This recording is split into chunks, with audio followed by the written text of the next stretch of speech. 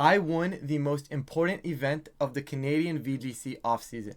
20 of Toronto's best players, including 10 World Championships competitors, all earned their invites to this event and battled for their share of $1,500.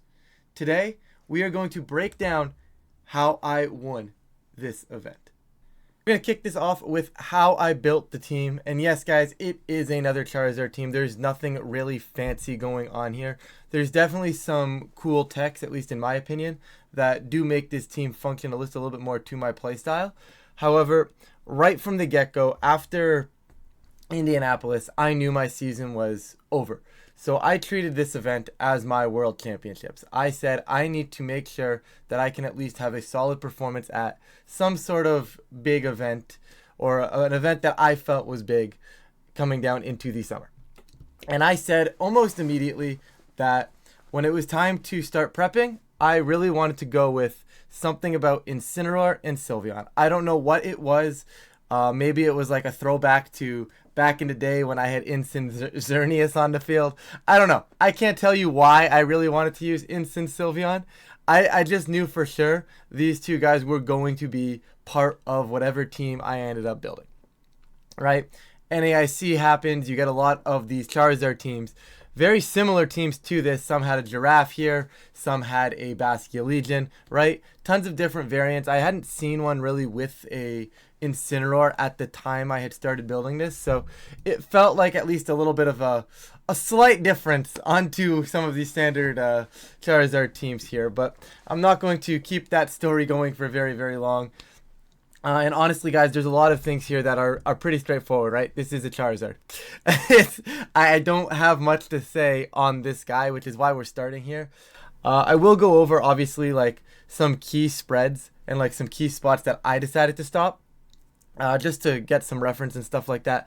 But overall, if you're comfortable with a specific Charizard spread or a specific Aerodactyl spread or a specific Garchomp spread, it's probably going to work here, guys. We're at that point. Especially with a team like this, right? This is just 6 good Pokemon, right? If you have a spread that you're comfortable with, you can probably just get away with that and it will be working, right? However, I will go over some things here, like the 134 speed on my Charizard. This was specifically for that Toxapex Charizard team with the Helping Hand Charizard. That Charizard normally sits at about 133 speed, so I wanted to try to speed creep that because in that matchup, there were times where I needed my Charizard to remove their Charizard, just to allow, my Sylveon not to have to eat another Weather Ball, to allow my Kingambit to preserve a Focus Sash, right? So being faster in that matchup specifically was very nice. You 100% can go faster, right? I actually played that matchup at the Invitational, both in Swiss and in finals, and I was the slower Charizard because they had sped crept their Charizard too, but we'll get into that when I talk about there. But overall, you can do whatever you want here, guys. It's a Charizard. It's probably one of the best Pokemon in the format. I really do enjoy the super bulky Charizards here.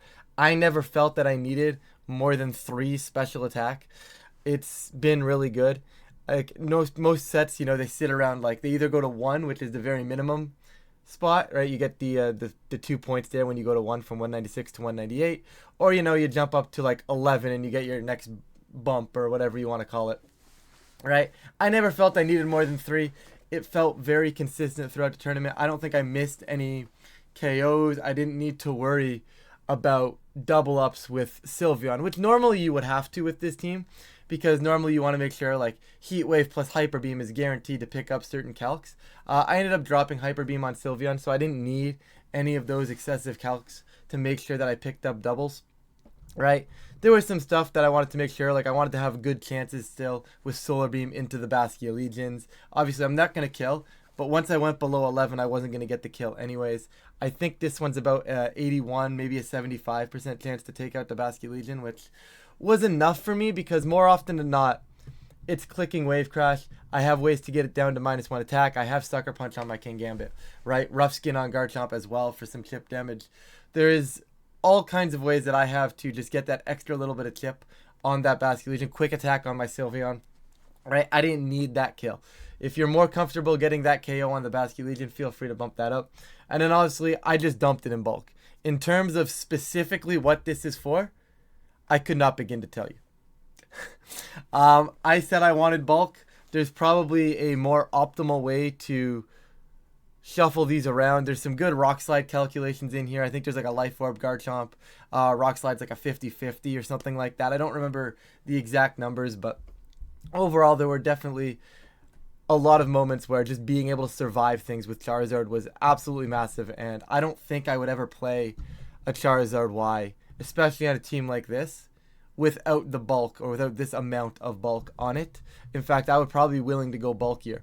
Like if the meta slowed down and I didn't need to be at least 133, I would be willing to go slower as well and bulk it up even more.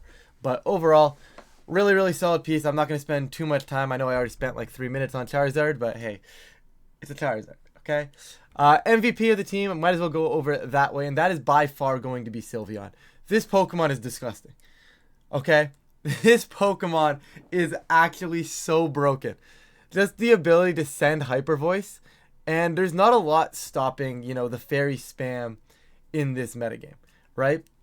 A lot of the fairy resists, like your big steel types, your big fire types. Well, Incin is one of the big fire types in the format. It's not actually a Sylveon resist. Kingambit, one of the best steel types in the format, doesn't always run a steel move, nor does it actually resist the Hyper Voice, right? In terms, obviously you have Charizard, and Sylveon doesn't match up well into that. But I have an Aerodactyl and a Garchomp. I didn't need Sylveon to be there for that, right? This Pokemon is disgusting. It is incredibly strong. Going for Hyper Voice, Quick Attack, Yawn, and Detect. Pretty straightforward here, guys. I have Detect just because there were Farigirafs running around. Imprison was a common enough move where I felt that having Detect would at least give me some variance just in case something weird happened throughout the tournament run. And I didn't, it's the exact same as Protect, so especially in terms of PP now, so there's literally zero reason not to run Detect here if I had the option to. So I chose that. The Hyper Voice very obviously being there. Quick Attack, it was between Quick Attack and Hyper Beam for me. Yawn was always going to stay, and I'll get into that in a minute, but it was between Quick Attack and Hyper Beam. Decision was Quick Attack just because it allowed me to build things a little bulkier and not need as much attack and just pick off some late game options, right? I'm also going to be a pretty fast piece. Like, I'm faster than most Kingambits, right? So I'm allowed to, bring it down to nice and low and then just Quick Attack without having to worry about a Sucker Punch. It felt very vital in a lot of game plans. There was a lot of spots where, you leave things on like 2-3 HP and Sylveon can actually come in and clean up. So as good as Hyper Beam is as a move, Quick Attack felt like it was a little bit better off and more consistent into a lot of game plans. Now we're going to talk about Yawn. This is something I've seen a few people test and I've seen a few players test. I don't think it's ever really caught on fully, especially on like this Fairy Feather set and this full-on like kind of more aggressive style Aerodactyl Charizard stuff. I think beside Incineorar and the positioning that this Yawn gives me is phenomenal. If you guys saw the stream, a lot of the times I would be leading Aerodactyl Sylveon. And that is by far one of the best leads with this team because it's going to give me value, right? If they want to deal with Sylveon, they have to ignore my Aerodactyl. If you are ignoring Aerodactyl, you are letting me get Tailwind up. You are letting me get potential Rock Slides up on future turns. And just the way the metagame goes, you're letting me have turns to click Rock Slide. I'm going to get value out of that. Or you're going to go after something like the Sylveon to stop the Yawn. Or you're going to go after the Aerodactyl to not let the Rock Slides happen. And you're going to get Sylveon, and I'm going to start clicking Yawn. And then on that side, it's forcing your opponents to make switches they don't want to make. It is very good into something like Archaludon Rain if you can keep your positioning alive, because now you don't have to care. And you're forcing them to make switches they wouldn't normally want to be making. It was actually probably my only answer to the dual weather teams. Like that dual weather team that picked up in the Grand Champions Festival. Having Yawn felt at this point much more important, right? They were going to go for a parting shot. They were going to get their weather in. I wasn't picking up KOs with Hyper Beam anyways. Light screen, parting shot, right? I was getting severely hindered with the pieces that I had on the board immediately, and I was never going to out-leverage that team. Not even a chance with Hyper Beam. So Yawn, what that does is, well, you're going to set up a light screen. I'm going to click Yawn, right?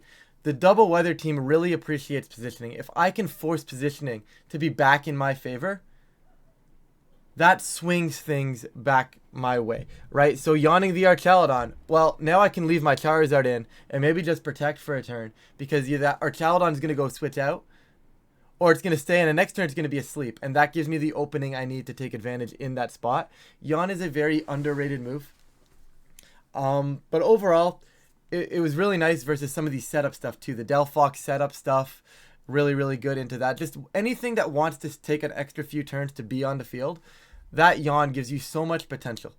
Just to force them off the field, you start clicking Hyper Voice after that, and it gives you openings for the rest of the team to really perform super, super well. So, really appreciate having yawn throughout the tournament. You do miss Hyper Beam at some of the like soundproof Komodos, but if I'm being honest, it wasn't relevant enough. Like soundproof Komodo to me wasn't relevant enough in the metagame to be bringing Hyper Beam. It wasn't enough of a reason to justify Hyper Beam. When I look at the metagame and I say, well, yawn is helpful into dual weather, which is picking up in usage. It was super nice into the Delphox setup stuff, which was still around in usage, right? Like teams that were common, yawn felt better into than Hyper Beam. Yeah, it was nice. Hyper Beam, ha ha ha, funny delete button, but yawn was incredibly consistent throughout the entire tournament. In terms of spread, there's not a lot to say here. 96 is to be faster than Sylveon in Tailwind +1. So if anybody else is trying to be faster than Sneasler in Tailwind, excuse me. Faster than Sneasler in Tailwind +1. So if anybody else wants to sit somewhere with like that 95 spot to outpace the Jolly Sneaslers, I wanted to be able to be faster than that. Sit here at the 96. That way I could be faster than anything else that also had that game plan, right? So maybe something like, I don't know, if they had Tailwind up and an Incin, or even no Tailwind, just their Incin maybe could have been built to hit 95 to be faster than Sneasler, right? Sylveon would be able to creep that and just be able to get those Hyper Voices off. I have a Tailwind team. I'm allowed to build in terms of when I'm at +2, and that's what that was for. I didn't need more than 20 special attack. The Hyper Voice rolls were pretty good. You could probably lower it. The 20 special attack is pretty much left over from when I had Hyper Beam in initial testing of the team. I don't think it's anything super like set in stone. You can probably drop it a little bit. You could technically raise it as well if you want a little bit more damage out of Hyper Voice, but overall I never really felt like, oh wow, I really need to have more damage here or less damage here. Or I was doing too much, too little. I'm never gonna complain about doing too much, but you get what I'm saying. 13, 17 felt pretty good. In terms of specifics, overall, I don't really remember. I know for sure one of the main calcs that I wanted was the Wave Crash from Swampert in Rain at -1. Because one of my key spots to Rain was I would just be able to go Incin Sylveon, and I'm either sending Hyper Voice Parting Shot, Hyper Voice Fake Out, or even just Yawn Parting Shot, Yawn Fake Out, right? It was a very passive turn one a lot of the times, but having Sylveon be able to live that -1 Wave Crash into Rain allows Sylveon to just start putting on that pressure, right? When those aggressive plays can't pick up KOs, Yawn starts putting on pressure. Hyper Voice starts putting on pressure. I get positioning. I can bring in my Charizard. I can Mega next turn. Then the sun goes up, right? So Wave Crash in Rain from Swampert was a very, very important one. I think I might have bumped it up for a few other things as well. I don't fully remember what like the peak, like the hardest hitting attack that I calc for was. But Swampert for sure is one that I would not be giving up on in terms of speed and special attack. I would make sure you have the bulk to take that Swampert attack. Okay, we'll go Incin now because this will be a pretty quick one. Not a lot to say here. Flablet, Throat Shot, Parting Shot, Fake Out. It's your Incineroar, guys. You can do anything with this. There's not a lot to say here. I wanted to make sure that I was living the Moonblast from +1 Floette.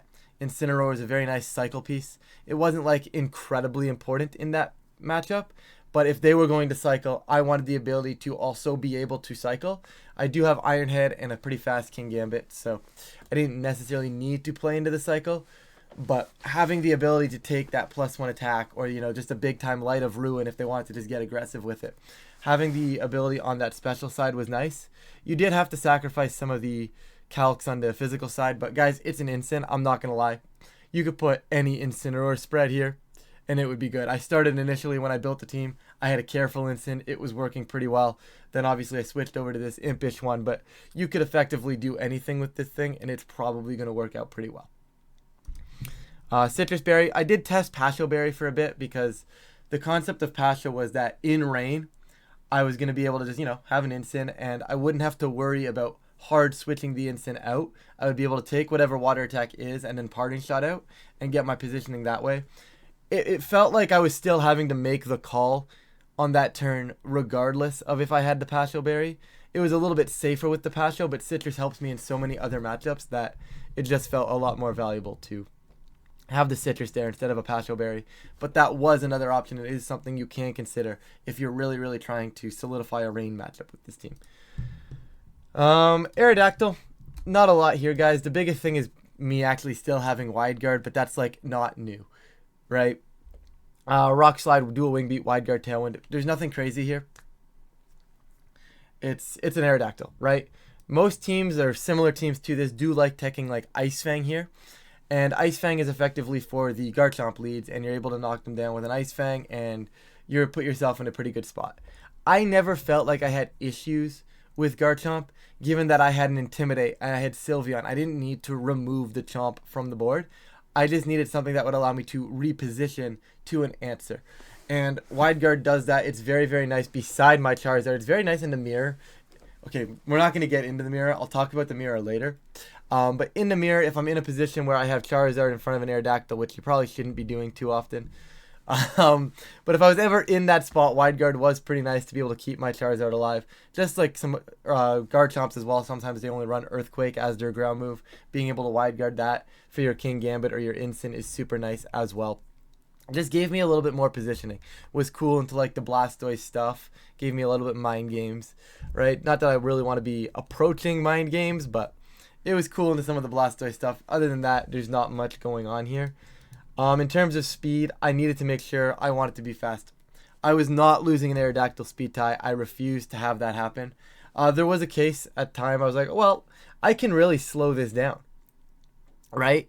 I don't know what the calc was at the time, but you could technically slow it down, probably just faster than like Scarf Basque, right? So like 215-ish, right? But then I was like, well, Aerodactyl is common enough, like similar to the Calorexes, right? You don't want to be the slower one.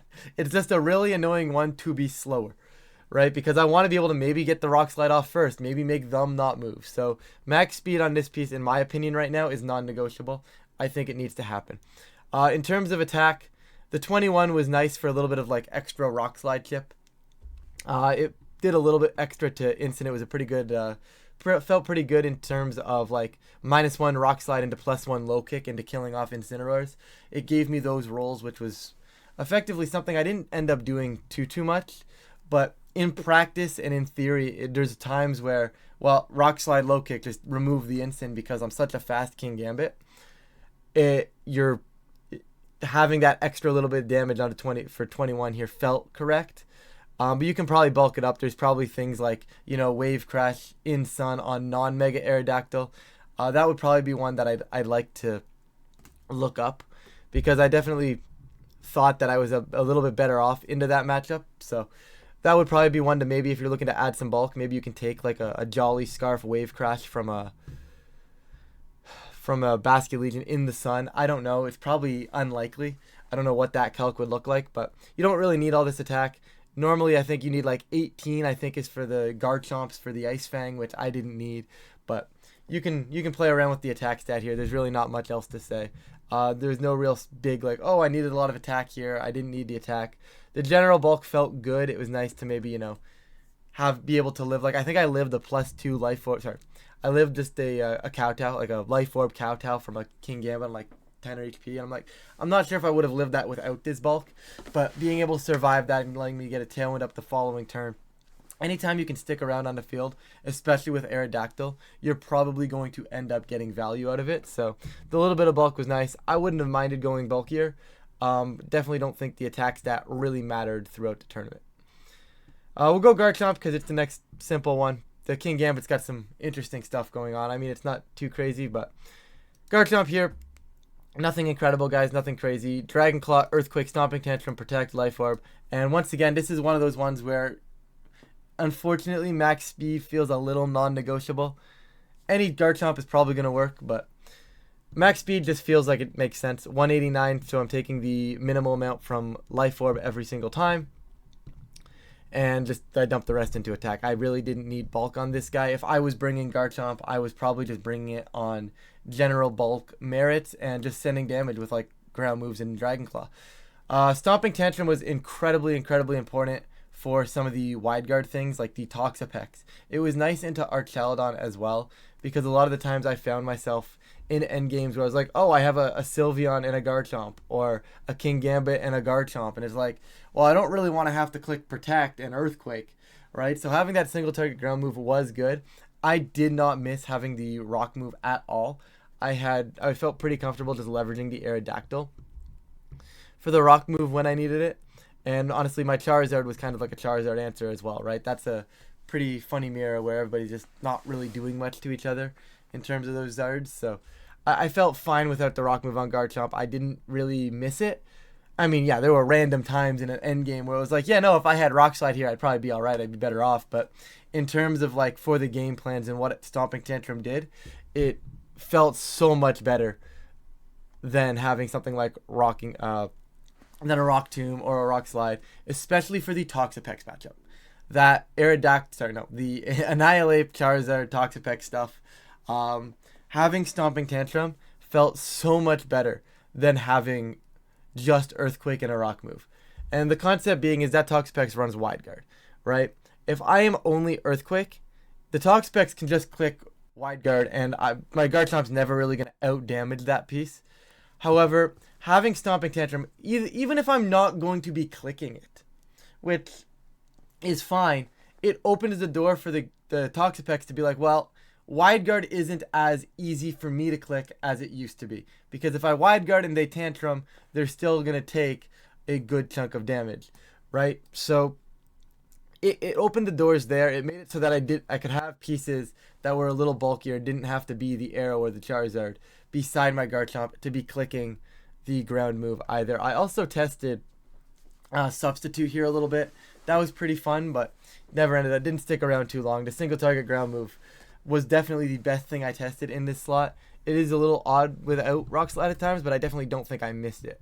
Just got to rework your game plans, right? There was like spots you get to the end, it's like, well, I could have just played this differently and been fine. The only thing I haven't talked about is the Kingambit. And yes, guys, there is no Kowtow Cleave on my Kingambit. This was one of the big talking points for me leading up to the tournament. I'm in a team league, and one of my teammates there, he had used this to pretty decent success in, I believe it was the GCF. I believe they won 11-3. I'll post some fun little pics up on the screen here for you guys to reference. But overall, I was like, hey, they did this. And I was like, oh, like, did you miss Kowtow Cleave? And they're like, no, I didn't really miss Kowtow Cleave. So I'm like, I really want to put Protect. Because normally on a Focus Sash Kingambit, you run Iron Head, Low Kick, Sucker Punch, and Kowtow Cleave, right? You do not have the ability to Protect. But I am what I like to call a coward. And I really enjoy having Protect. Especially when Aerodactyl Kingambit is one of my common leads. Having two pieces that cannot Protect on the board, to me, feels very, very rough. I really like the ability to have that Protect and a reposition. Once I added the Incineorar, it felt like I needed the ability to have the cycle. I needed to aid myself in that cycle a little more than something like a Farigiraf would, right? I can get away with no Protect. I don't have to worry about Fake Out when there's a Farigiraf here, right? There's no Farigiraf here. I need to have...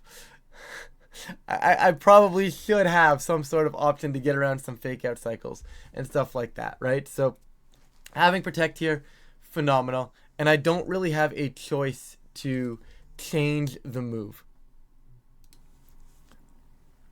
You need to have these moves. If you want Protect, Kowtow Cleave is the only thing you are allowed to drop on this team. I tried dropping Low Kick. I tried dropping Iron Head. You need both the coverage moves. And then Sucker Punch is super important into the Scarf Basket Legions because you need to be able to remove them from the boards at times. before they're able to attack. It's just, these are the moves. You don't get a choice. You need Iron Head for the Float matchup and for any other fairies that may pop up, like Sylveon. Very, very good move to have. You cannot drop it.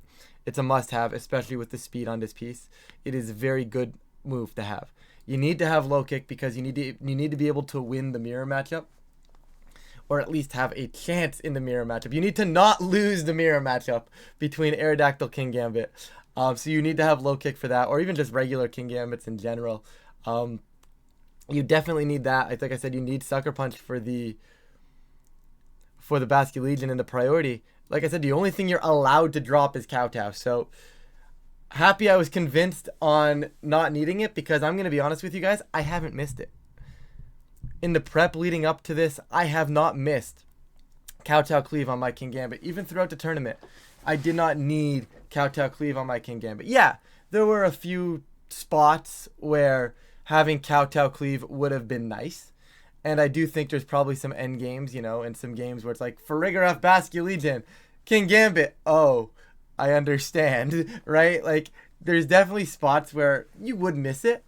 But the way I approach those matchups is you just have to change your approach with them, right? You have to change how you approach that matchup so that you're not in a spot where you need Kowtow Cleave. It's a little bit of an adjustment. If you are not fond of that and you really want Kowtow Cleave and you say you do not want Protect, by all means put Kowtow Cleave back on this guy. But I'm being honest with you guys, I didn't miss it. I don't know how long it would last, but for the sake of the tournament, did not miss it at all, and it felt really consistent throughout the tournament, just having the 2 coverage, having the priority. Very good piece, very fun piece, and I'm happy I was able to, you know, have some success without Kowtow Cleave, because I'm going to be honest, when people noticed, it was like, what are you doing? Where's the Kowtow Cleave? What are we doing here? In terms of spread, guys, there's nothing. It's Focus Sash, so max speed, max attack. The 1-1, it was like, there was like a really weird Dazzling Gleam roll from Floette, where it was like I could technically take a couple Dazzling Gleams. Like if they were like this really weird timid spread that like was popular, it was like it gave me something. I'm a Focus Sash anyways. It didn't need to be anything fancy here. Max attack felt very important in terms of the fact that I didn't have a lot of bulk, so the most damage I was doing up front, the better. And speed was an interesting one, because you don't need max speed, but at the same time, you also need max speed, right?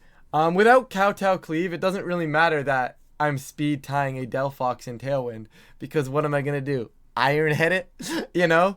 That would never really comes up, because that's what the 102 would technically be for, but it's also nice to, you know, be at 101, because then you're going to outpace a non-mega Aerodactyl and hit them with an Iron Head. There's a lot of things that you do get out of max speed. So like I was looking at this and I'm like, okay, well, you know, you can stop at 95.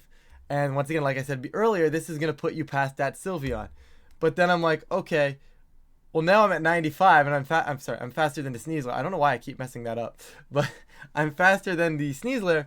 So now where am I? Well, I want to be faster than most Sylveons. So if the Sylveons are trying to be faster than the Sneasler, well now I got to try to creep that. So I would stop at 97. Now 197 puts me at 194. That's 1 speed point below Pyroar. What if I randomly play a Pyroar? It had some usage on some of those Trick Room teams. And fun spoiler, I did end up playing a Pyroar. So not that it mattered and they didn't bring the Pyroar, but you know, now you want to be faster than Pyroar. Okay, well now what if some things are creeping? And I'm like, at this point I'm just going to go max speed, right? Like I could have been there all day, okay, and just slowly kept increasing the speed. I'm like, I'm just going to go max speed. There's no point. I'm not getting any fancy bulk of saving 4 points, right? So I just decided to go max speed. It's not really relevant, but it's very nice into matchups that you may not expect to be playing, right? Knowing you're a fast Kingambit, it gives you a lot of lines where it's like, well, I can just Tailwind and send Kingambit, right? It's not super relevant into the meta. It is nicer to be the faster Kingambit, and it's very relevant in the mirror, by the way. I think it's time we can probably start talking about some matchups now, so let's get into that. All right, guys, really quickly here. I don't want us to take way too long. I've already rambled way more than I wanted to, but really quickly in terms of matchups, general game plans. If you do not know what to do, there are 2 main leads I like to go for. I love Sylveon Aerodactyl. That thing is broken. That lead is incredible. If you don't know what's going on, send Sylveon, send Aerodactyl, and you probably have some sort of way to maneuver out of anything. It may not be the best lead, but you probably have a decent option to maneuver out of a lot of the metagame. And it's just a very safe lead if you don't know what to do. So, Tailwind Hyper Voice, start screaming at your opponent. Sounds good to me, right? The other option is Aerodactyl Kingambit.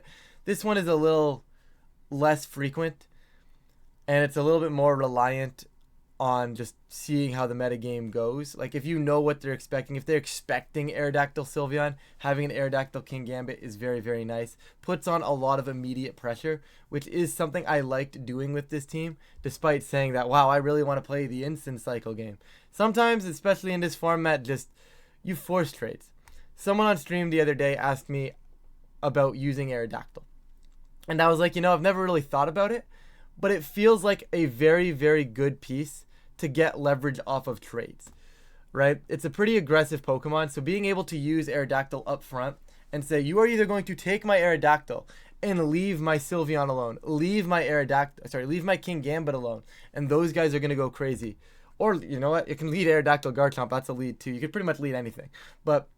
And leave the key pieces alone. If you're going to spend resources on Aerodactyl, the other pieces can leverage that matchup very, very well. And I don't even need the Tailwind half the time, right? Especially if I'm getting like a Yawn or a 50% from a Hyper Voice on both Pokemon, right? And then I can have the balance in the back, right? You can also lead stuff like Incineorar. That was really good into like the Charizard Venusaur leads. Lots of different variants here, but I will try to talk about some of the major game plans. We're going to start with the rain in general, the dual weather stuff. A lot of that is some combination of Incin, Sylveon, Charizard, Garchomp. You get a lot of leverage out of those four. I personally like game one of going like Incin, Sylveon because it forces their hand a little bit, right? If it is that dual weather matchup, you get the fake out pressure into the Grimmsnarl. I get big Hyper Voice damage. I can fake out Archaladon if it's a damage dealer that I worry about. I can start sending Yawn. If they don't lead Rain, I also have something like, Yawn Parting Shot, because maybe they want to cycle into Rain, right? It gives me a lot of options, tons of options to reposition for weather into back. But you can also lead something a little bit more aggressive in like Instant Charizard to try to pressure Rain, Sun mode right away if you wanted to. Outside of that, in the rain, I really wouldn't be doing too much else. Instant Garchomp is cute as well. If the matchup really calls for it, that's a little bit more of a less likely thing, or something I would do a little bit less often. But Instant Sylve into rain feels pretty good. Gives me a lot of options, especially with Yawn, because normally it's like, oh well, I have an Instant. It's kind of a slower slot. They can light screen, and then Sylveon becomes a slower slot. Now I have two kind of things that aren't doing anything. Right, but the Yawn allows me to advance board states without actually advancing board states because they have to start switching. So having Sylveon into that felt very good. Into the Delphox balance stuff, Aerodactyl Sylveon is phenomenal there. Once again, it comes down to that trade-off that I've been talking about, right? If they deal with Aerodactyl, Sylveon gets a Yawn. They have to start cycling. I start sending Hyper Voices, right? And that allows me to still have a very solid matchup. Or, they just go to sleep. Whereas with the Aerodactyl, if they take the Sylveon slot out and they fake out the Sylveon slot, then they got to start dealing with Rock Slides. And I am at some point going to get value out of Rock Slide. Having played older formats like the VGC 15, right? Back in the day, us old heads, we know, right? Where there's a Rock Slide, there's a way. That became a saying for a reason, right? If you are allowed to be on the board clicking Rock Slide, at some point your value is going to happen. You are going to get value. Right, yeah, it feels a little weird to say, well, my matchups, I'm going to click Rock Slide, send it. But having that option is very, very good, right? You have moves for a reason, right? People are using Aerodactyl because it is a good Pokemon, and Rock Slide is a nice added bonus. If I have the move, I'm going to click it, right? It's going to happen at some point. What other things? Okay, the mirror matchup, if you play like the Farigiraf version of this team, any pretty much Aerodactyl Kingambit mirror where it's a Sash Kingambit, it's the most annoying mirror I have ever played in my life. And I've played a lot of mirrors in my life because I play standard, right? I play standard stuff. So I've played a lot of mirrors. Aerodactyl Kingambit has to be the dumbest one yet. Because not only are you playing the speed ties turn 1, because the optimal way to do it is Aerodactyl Kingambit on lead versus Aerodactyl Kingambit on lead. Right? In my eyes, what I've found to be the most effective is you send Rock Slide Low Kick. And if you win the speed tie into the Kingambit, you're good. But there's so much more than that. Because you also have to pay attention to the, well, there's a Sucker Punch mind game. They could Rock Slide Sucker Punch, take out the Aerodactyl, and then you still have an Aerodactyl and they don't. Right? But that also relies on winning the Rock Slide speed tie with your Aerodactyl.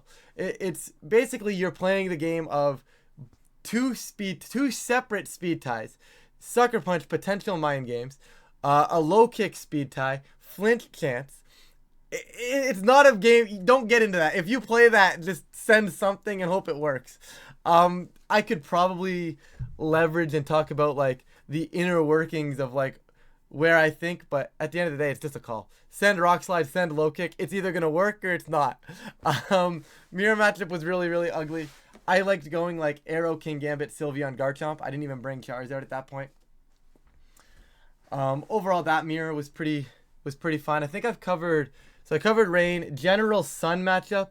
I mean, Incineorar is very, very good. You can get away with like an Aerochomp if you wanted to. You could leverage Charizard. Trick Room, you just try to blow up the Trick Room stuff. You can just go like Charizard, Aero if you wanted to like send Rock Slides for flinches. Really just depends on the team. Charizard very good versus the Farigiraf stuff because once again you're going to get value, especially like Charizard Sylveon. It was really, really nice, and to like anything that was like fake out Trick Room, Charizard Sylveon was great because you'd have, well, they got to fake out one. You're either giving me massive Weather Ball, a big Hyper Voice, or a Yawn. Right? Once again, this entire team and the concept of Yawn was it forces the trades because no one wants to go to sleep. No one wants to lose that turn. That messes with game plans alone. So they're forced to go into Sylveon often. And if they don't, well, then you're either going to Yawn or you're just going to send big damage with Hyper Voice. Right? It was so cool to have a Sylveon that was like, well, I can keep up the pressure with Hyper Voice. I can just start sending things. Right? In a format where redirection started picking up. Right? Having Rock Slide, having Hyper Voice, having Heat Wave, having Earthquake. I just didn't care. Right? I was just, well, I can just keep sending things. Right? Having all those spread moves was so good. It felt so good. And then being able to just say, well, hold on a second. A spread move here isn't going to be enough. Let me get some extra positioning with Yawn. Felt very good. And guys, I think I've rambled way too long. I was going to work into like how the tournament went, but I don't think I need to do that here. We've been talking long enough. We've got what is effectively probably a very standard team, right? Once again, some minor techs. But overall, nothing too crazy. That is going to do it, guys. Of course, the rental code is up top. It's also been down below since the very beginning of this video. So feel free to check that out in the description. I don't know exactly where content's going on this channel. I do want to keep it around. But if you guys do enjoy videos like this, please feel free to let me know. Leave a like and subscribe. I do appreciate that, and it really does help with the channel. But with that, I'm going to get out of here. Thank you all so much for watching, and I will catch you all in a future video.